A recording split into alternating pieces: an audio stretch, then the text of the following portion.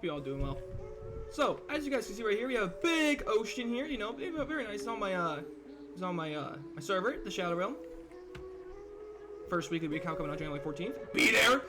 Anyways, so I wanted to show you guys something. I got Frostwalker 2 right here. Okay, everyone talks about how this is. Oh, it's so bad of enchantment. You know, it's over. You know, it's so bad. What is the purpose of it whenever you're gonna use soul sand? There's more reasons to use soul speed. You know, like why would you do it whenever you can just use a boat or just swim with the dolphin? Let me show you something. I'm gonna count to 10 with a boat. Okay, let's see how far it goes. 1, 2, 3, 4, 5, 6, 7, 8, 9, 10. Okay, pretty far. You know, we started, you know, all the way over here. You know, it wasn't so bad, right? You can see, you know, if we go to F4 here, it's a pretty far distance. You know, we started over here, and we go all the way over here. You know, this is pretty good. You know, I'd say it's a pretty good job. Now, let's put into the Frostwalker boots. Let's see how far I can go within 10 seconds. 1, 2, 3, 4, 5, 6, 7, 8, 9, 10. Right here. I mean, if you look from it right here, that's not that far of a reach. That's maybe what, like 15 blocks? So yes, it theoretically says that Frostwalker is quicker than the good old boat. This is true. You know, we all know this is true. But the way that you people say that, oh, Frostwalker is so bad, it's not as good as the boat. Yes, it is not as good as the boat, but it's barely a difference. Now, unfortunately, I don't have Soul Speed 3 in this, so let's go over to my other world. Right here, I have a line that is 100 blocks of soul sand, okay? So, let me show you guys something, alright? So, let's just start by just regularly sprinting, alright? Nothing here, just, you know, just you sprinting round through. 1, 2, 3, 4, 5, 6, 7, 8, 9, 10. Okay, we're right here. We're going to do this extra block, just as an example. I don't know why I can't. So, right here, we're going to move this block. I just did testing earlier. So, right here, this is where it is with just the normal good old just sprinting with, you know, good old just sprinting forward without jumping. Okay? Through soul sand. I got Mr. Pig. I need to push off. Right, there you go. How about we do it? Pig, move! Get off my thing! Okay, anyways, let's just try sprint jumping. 1, 2, 3, 4, 5, 6, 7, 8, 9, 10. So, we're right here. I don't know why can't I put a block right here? So, as you can see, even with sprinting and jump sprinting, it was a 2-block difference. Yeah, it's barely anything. Now, obviously, we're all going to say, oh, but soul speed's really good. Well, let's check it out. 1, 2, 3, 4, 5, 6, 7, 8, 9, 10. About right here. Now that is a big gap difference, of course. It's from here to there. You know, as you guys can see, even with sprint jumping, it's about, let's see, 1, 2. Actually, we'll say it's about a 20 block difference. Yeah, I'd say it's about 20 block difference. So you might be wondering, Dills. What are you trying to prove here about Frostwalker and Soul Speed, about why Frostwalker is overheated? It's because of the difference here, guys. You need to understand, Soul Speed 3, you're going to have a 20 block difference. What is the big deal on a 20 block difference? Same with the boat. What is the difference between 20 block difference? You're boating you're going to be walking on the ocean for a good while anyways. What's the difference in speed? You're not going anywhere in Minecraft. There's nothing to be rushed for. This is the most peaceful game you've ever seen. Why do we hate Frostwalker? I never understand this. Now, let me also explain to you something as well. If you guys like Soul Speed so much, please explain to me this. Do you put more time in the Nether, or do you put more time in the overworld? Please answer me that question. Yeah, your answer would be overworld, right? So why do you think it's a good idea to put Soul Speed on your boots than Frostwalker? You're barely in the Nether, and not to mention, when you're in Soul Sand Valley, you're barely gonna be in there. Just put dirt over the damn Soul Sand. It's not that difficult. You go in there with netherrack, dirt, stone, and other blocks to go bridge over. Why not just do that? Oh, but you're gonna run out of blocks. You slabs. I know we all done that in the city. You can do it again in Nether. So in today's video, I want to explain reasons why you guys are complete bozos and overhate the living hell out of Frostwalker when there are actually more uses than you may have think. Frostwalker is overhated. In today's video, I'm going to explain that. Into the intro. Hello my ninjas, welcome back. In today's passion project video, I'll be talking about how the Minecraft community and the general audience overhates the boots enchantment Frostwalker. As a reminder, Frostwalkers are any water that is nearby when you are on a block turns into ice in front of you. As you sprint, more ice will be made in front of you, allowing you to sprint across large bodies of water in a quick manner. I'll be explaining how it has its uses and shouldn't be overlooked by similar boots enchantment Soul Speed. As a refresher, Soul Speed is where, when walking on Soul Sand, you get a boosted speed effect, allowing you to reverse in Soul Sand valleys much quicker. I, Ninja Dills, will be proving to you why I should actually be using Frostwalker 2 rather than Soul Speed 3 in your boots. Now that we know the basics of the video, let's begin with why is Frostwalker hated upon? Frostwalker is hated by the Minecraft community because it does not provide value to the average Minecraft player. Its ice feature is slower than using a boat, and it ruins farms simply by forgetting you have it on. In terms of daily usage, there are very niche cases for the average player to need Frostwalker. However, it's my turn now. Yes, it's slower than a boat, but as shown in the intro portion of the video, the difference is incredibly small. It's about a 15 block difference. When you're exploring, you find an ocean, you're going to want to explore that huge sea filled with sunken ships, treasure maps, into ancient stone structures, ocean monuments, you name it. However, when using a boat, you need to more heavily consider the dangers in the ocean, like a drowned enemy in your boat. Very true. A trident drowned, killing your boat, forcing you to swim underwater to either just get the boat and leave, or get in the boat and kill the trident down, further risking your survival. And I know for a damn fact, y'all don't want to go all the way back from your base, pick up some trash ass armor from your not good one, that you died because of your decision of using a boat, whereas it already gave you dangers enough. You have to go all the way back into that log phase, and then you get screwed. Another thing you need to consider is ocean monuments. Yes, you could just go around the ocean monument, I get that, and completely avoid it. But there are the scenarios where you need to boat over it, and not to mention there's also scenarios where you might be in a ice spikes monument and you don't realize the ocean monument's under there. Because of how slow the boat goes, you're more likely to get mine fatigue than using Frostwalker. And who doesn't hate mine fatigue? Since Frostwalker covers the floor, you are sprinting over the guardians, and that cannot hit you with the effect that they are under you, just the ones that are side by side to you. In this footage, I've walked over mining fatigue and got hit by the effect 7 times, whereas when doing it with the boat, I got it 4 times. Now, this isn't the best accurate experiment, I'm not gonna lie, because I did it on a very short field. I just kind of went back and forth 10 times, and not to mention with the Frostwalker, the guardians kind of stayed put on the backside. So whenever I started, I instantly got hit by it. So I wouldn't say this is the best experiment to do it, but if someone wants to go out there and do like a proper one, like a regular survival world, like 50 to 100 times, please, I would love to see the difference. Another example of how it has its uses over boats is exploring sunken ships. For a boat, you need to get off of it and dive in. Whereas with Frostwalker, you can simply just dive into the water since it won't trigger the effect in time. Only when walking or sprinting. But Dale, you need to shit. If you're quick, you'll be able to get back onto the ice before it melts, and even if so, you can use a sunken ship to get blocks and then remove it out of your inventory. Guys, it's not that difficult, okay? You already hold on to blocks regardless, okay? It is not that hard to sprint over the ice and make sure it doesn't trigger time. You'll be fine. The last part of transportation is when you need to do on-land walking. Arriving to land, you need to get out of the boat and swipe with your axe, losing you valuable durability that you can use on other important things like chopping down trees.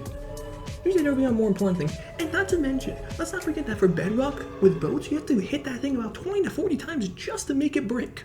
Okay? And instead of you having to be there for 15 seconds, you can just simply just keep walking with the Frostwalker. And in like Java, it also wastes an inventory slot.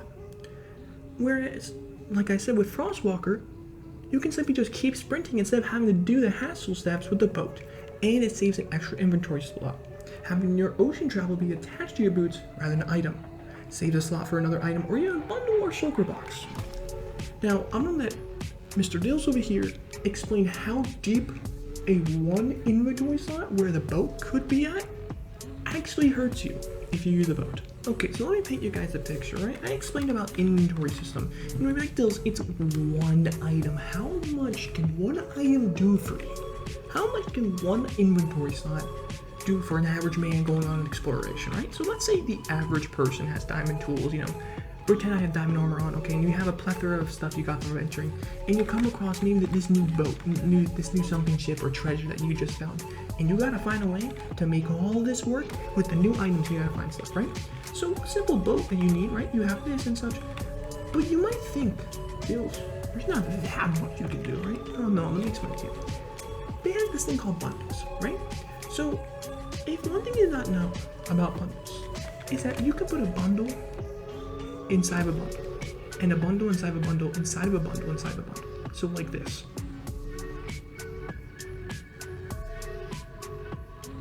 See that? It's a bundle inside of a bundle inside of a bundle inside of a bundle. So if you do that, right? Because remember, a bundle is 64 items. So already a boat has removed 64 items that you could also add to your inventory. And plus the extra 4 bundles that you can make along the way, because bundles are very easy to make. That's about 256 items that you can store in these bundles because of that one boat. Now we can get even further with the shulker box. Because if we put the bundle, if we put these 4 bundles inside shulker box, that gets added an extra 26 items into it. And mind you, with those stacks upon stacks, that gets you another 1,728 items plus the 256 added onto the bundles makes it 1984. That is absolutely insane. And that's with one inventory slot you can do with just the shulker box. Right? Because like, let's say if you only have one shulker box and the boat was the issue, you could put it inside of there and then boom, you have way more opportunities now because all you did was trash out the boat. Now I get this, okay? There is an option with a chest with a boat. Now if you go in here, you know, sorry about that. Now if you go in here, you know, you put it inside the chest of the boat. The other issue is that you need to like, you know, dig out your way to get the water through and everything. You know, you have that issue. Right, I get that. Okay, you might have put the items in there, you know, you have the inventory space for that, but it's also pretty good to, you know, organize with it. But the point of my thing is, one inventory slot can do wonders for you, because remember that making a bundle is very easy. It just takes leather and string, guys, it's not that difficult. So you can make probably a ton of these bundles and make a bundle inside a bundle inside a bundle inside a bundle. So like theoretically, right? If we put, how many bundles can we do? Actually, let's find out. Right? So if we put a bundle inside there, that's already 4 bundles, right? How many can we go? That's the biggest question. Boom. That makes that 5 by the way. That's 5 bundles by the way. Make that 6 bundles. Make that 7 bundles. Let's make it 8. We can keep going. 8 bundles. How about we make it 9 bundles? Can we make it double digit? Oh, yes, we can. Can we go to 11? Yes. Can we make it 12? Yes. How about 13? Yes. How about 14? Yes. How about 15? Can we make it 15, chat? Yes, we can. And now, 16. Oh, we can do one more. Wait for 17 bundles. In this one inventory slot is 17 bundles. Now, if you do 17 times 26, because remember, 17 times 63, because remember, one of the bundles have already been secured by the other one. 17 times 63 is 1,000 items in one inventory slot. And you would have used that puny old boat over there. A chest with a boat, regular boat, whatever. So would you rather have a bundle inside a bundle inside a bundle inside a bundle inside a bundle 17 times for 1,000 items? Or would you rather have the boat being that one inventory slot? So let me know. And mind you, by the way, if we want to get real good with this, right?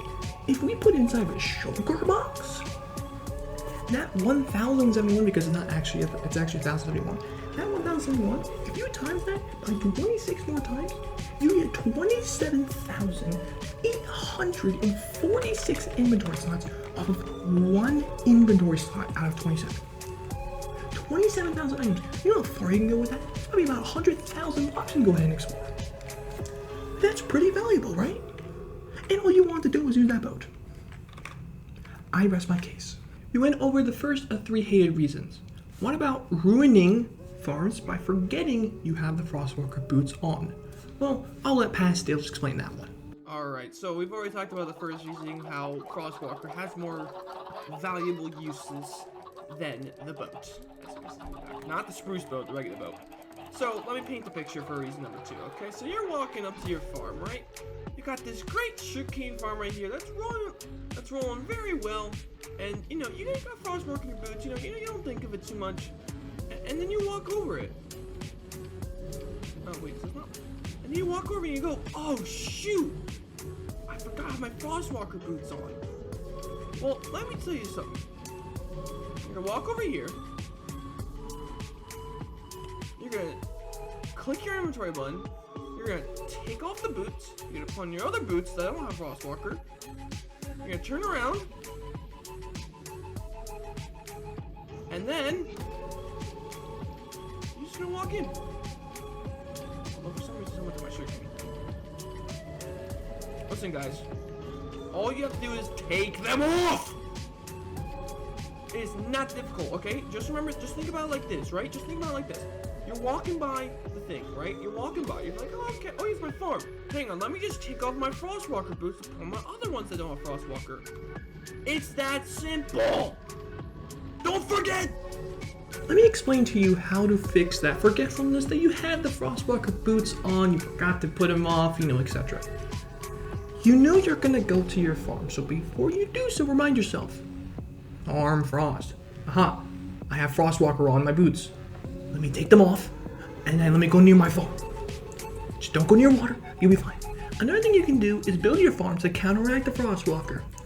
In this case, I made the sugarcane farm. How I did, I made it my own. And I made it so I can counteract the Frostwalker. I don't ever have to go down to the water to go ahead and edit anything. It's already observers and pistons that do it. So I counteracted that. And for the cactus farm I had, as you guys saw from the weekly recaps as another example, I don't have to go near it. Yes, I've been there multiple times in the Frostwalker, but all I have to do is just jump over the Frostwalker, and then it'll be fine.